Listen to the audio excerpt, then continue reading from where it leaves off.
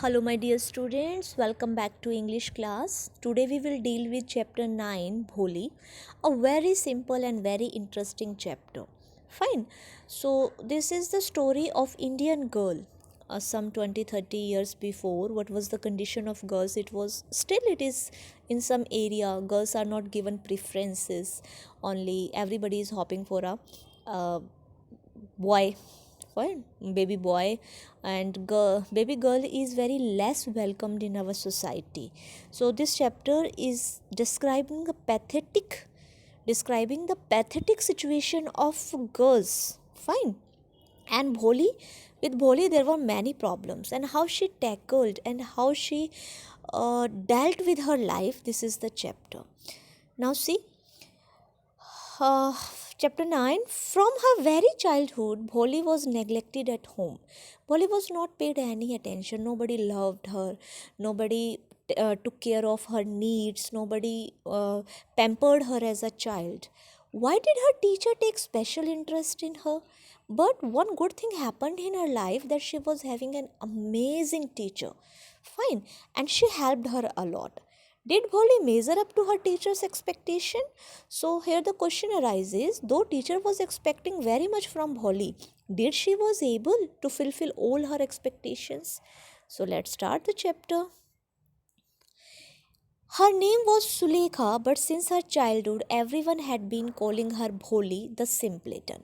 So the real name of the girl was Sulekha, but as we all are having nicknames, fine, and are in this North India, and especially yes, in our North India, we generally give a nickname to the child, and very interesting nickname according to the qualities. If someone is fair, someone is dusky, and whatever the characteristics of that particular child, we used to give a nickname to that. So her name was Sulekha, but she was called Bholi because she was very simple. She was the fourth daughter of Nambardar Ramlal. So from here we get to know that she was from a rich family. Her father was the Nambardar of the village, and she was the fourth daughter. When she was 10 months old, she had fallen off the cot of her head, and perhaps it had damaged some part of her brain. Now, see, student, what was the problem with this girl? Why she was named as Bholi? When she was only 10 months old, she has fallen down from the cot. Cot is bed, we can say that, or any folding or something on which she was lying. So she fall down from that cord, and it is said that some damage had happened in her head, and that's why her brain was processing very slow. That was why she remained a backward child and came to be known as Bholi, the simpleton. So this is the reason that she was not as energetic and as active as other childs are. She was little slow because of this damage that happened when she was only 10 months old. Fine. So that's why she was named as Bholi. At birth, the child was very fair and pretty. When this girl was born, she was extremely fair, and like other children, she was very pretty. But when she was 2 years old, she had an attack of smallpox.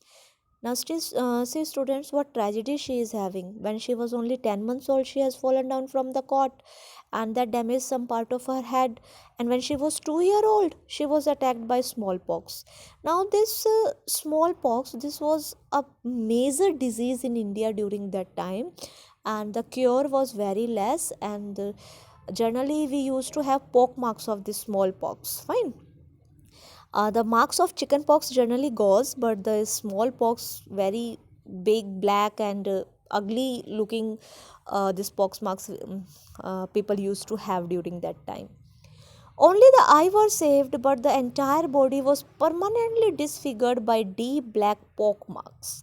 Now, though she was fair, she was little slow. Now she was looking ugly also, because all her body was covered with the black deep pock marks. Little Sulekha couldn't speak till she was 5.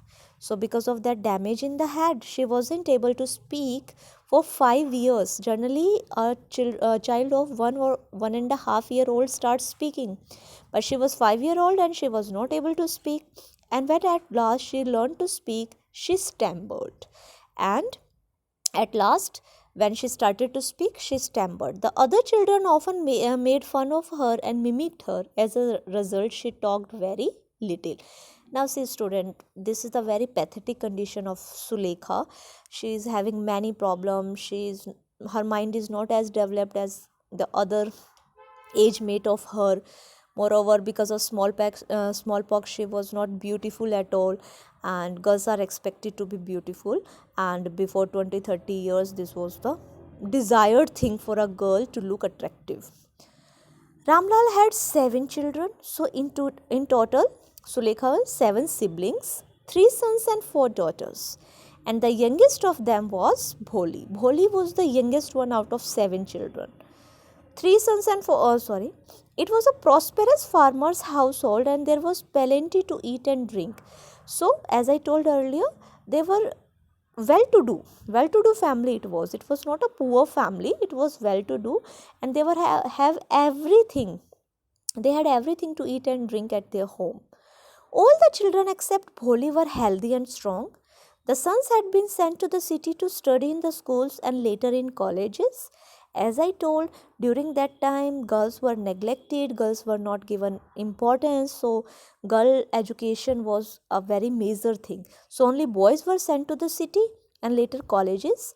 And if we talk about the daughters, Radha, the eldest, had already been married, and they used to marry the girl at the age of 12 or 13 years. Child marriages were there. Fine. So out of girls, Radha was married. The second daughter, Mangla marriage had also been settled. And when that was done, Ramlal would think of the third, Champa.